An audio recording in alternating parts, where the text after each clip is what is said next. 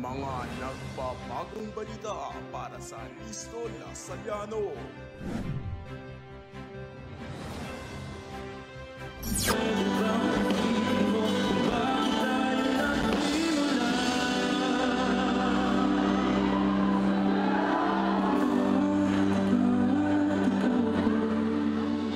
Na nga nakalaya ang mga Lasaliano sa kanilang mga midterms, kaya naman kitang-kita sa likuran ko na sabik na sila para sa nalalapit na Animusica 2025. Nandito tayo ngayon sa Cory Aquino Democratic Space upang tunghayan ang mga banda na siguradong bibihag ng ating mga puso at isipan. Kaya halina, samahan niyo akong makisayaw at makikiyaw. Para sa may mga damdaming di kaya pang lisanin, tiyak na mapupusuan ninyo ang pop rock group na Cup of Joe na sikat para sa mga kantang gaya ng Multo, Tingin at Estranghero. Magpadala sa ihip ng hangin ng indie folk pop band na Ben and Ben na parang isang saranggola sa himpapawid. Inawit nila ang mga kantang Sa Susunod na Habang Buhay, Paninindigan Kita at Saranggola.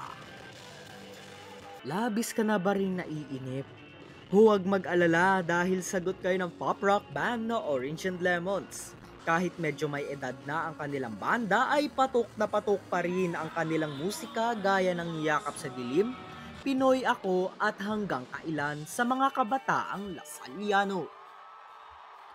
Malumanay namang sinuyo ng independent folk pop singer na si Diwata ang mga Lasaliano gamit ang mga kantang Pada Bataka, Sampung Mga Daliri at Santigwan. Habang humataw at pinainit naman ng Filipino drug star na si Popstar Bench ang buong Cory Aquino Democratic Space.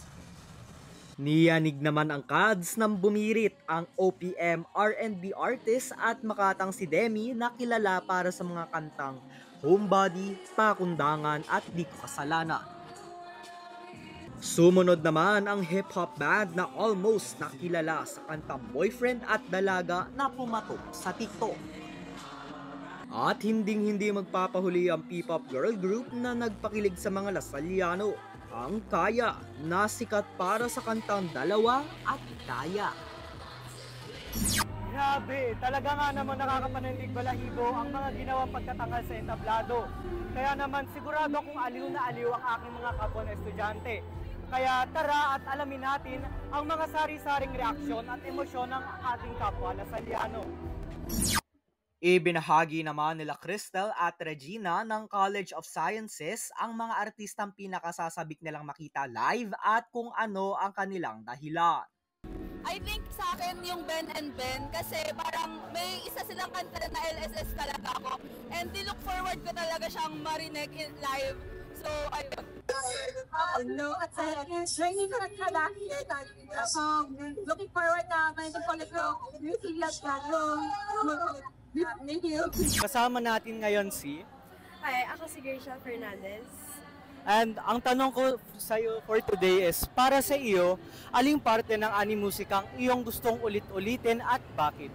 Para sa akin, at sa kung ano ang alam ko tungkol sa Animusica, ang dapat paulit-ulit na ginagawa sa Animusica ay ang magbigay ng advokasya. Dahil ang mga ginagawa dito sa Animusica ay para rin magbigay pabalik sa mga komunidad na kapartner ng DLS.